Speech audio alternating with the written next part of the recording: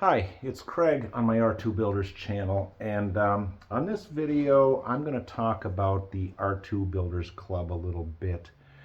Um, Celebration 2 was the first time that we all gathered to display our droids, and it was an awesome event. A lot of us were just meeting other builders for the first time, even though we had been chatting online in the builders group for years and years. And it was crazy because we had met online, we knew each other's personalities. So when we gathered at Celebration 2, it was like a class reunion, but you were meeting somebody for the first time. It was just too bizarre. One thing I remember about that convention was it was largely a collection of blue and white R2-D2s. The exception to the rule was one of the builders had built the black Death Star droid, the R2Q5. But aside from that, it was largely blue and white R2-D2s. At Celebration 3, we saw an evolution in the group.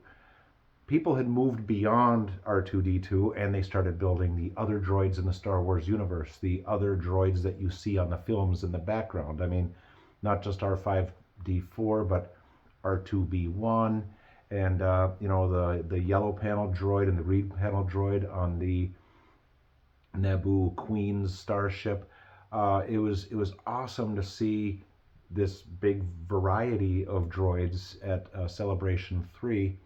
And that's what you saw there. For the exception of that rule was Alex and I had built our little minis. And then we get to Celebration 4, and that's where the next evolution of the builders group really was displayed, and that was artistic liberties. We saw more droids that were really nothing that you saw on film. It was these custom droids, but they were still so uniquely astromech. I remember Kelly had made this really tall paneled R4, and it was like mustard yellow with these dark trim areas on it, little clear plexiglass panels so you could see the workings on the inside. And this droid was beat up. He had chipped paint. He had it so beat up, I think he even took a heat gun and melted the plastic in and then just painted it like it just got hit with a serious blaster right there. It was insane. Another builder had taken a droid, and you know those little plasma circle things where it starts in the middle and a little like spark jumps around around to the edge. He had a teeny tiny little one, and he had it right there, so this little spark thing was bouncing around, and this droid talked. It was the voice of Hal on 2001. This droid would say, "What is it, Dave?" And it was just total bizarre, the artistic liberties at that convention. And that was a convention that I had this droid running around. I don't have the body to this droid here right now. It's in a storage unit. I have the head laying around, and somebody had commented on this dome, wanted to know more about it on a previous video. So this droid I had snatched up at a lumber yard. They were doing a remodel, and a lot of the light fixtures that were in the warehouse wound up in this bargain area, and I saw this dome sitting in that bargain area, and my heart just leapt. It was like, ooh, a dome. I can make another droid. And I looked at it, and it didn't have these 6 pie panels around the dome top here. It had 5. And I was a little bummed out at first. I was like, oh, it's a 5-panel dome. And then a little part of me said, well, why does it have to be a 6-panel dome? So I snatched this thing up. I asked them how much they wanted for it. $5, done. Took it home.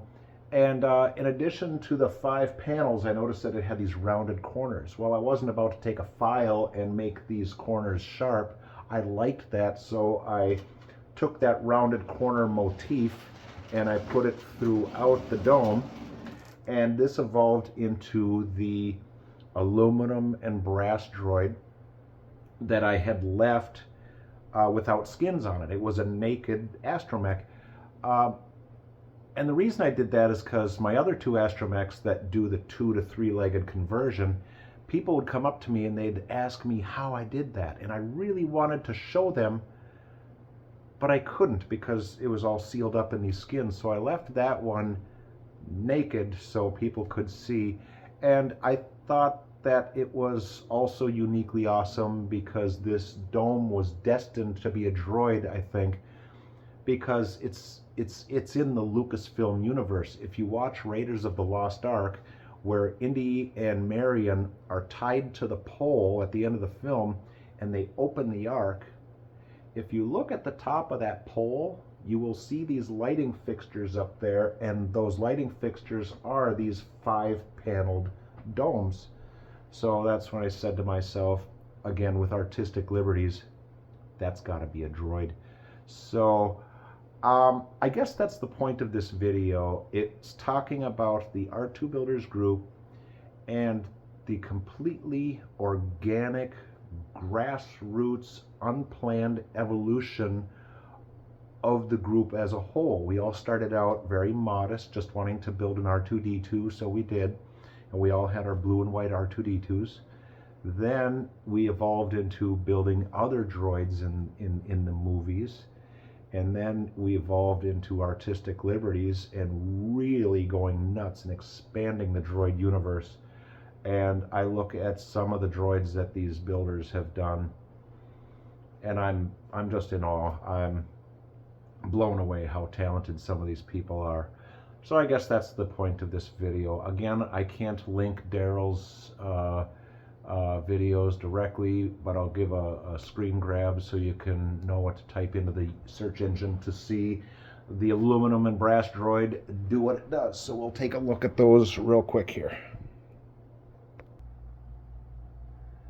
So that's what to look for when typing in on the search engine to see Daryl's videos of my droid zipping around 232 and everything. So I hope you enjoyed this video and give me a like. It would really help me out. Catch you later. Bye-bye.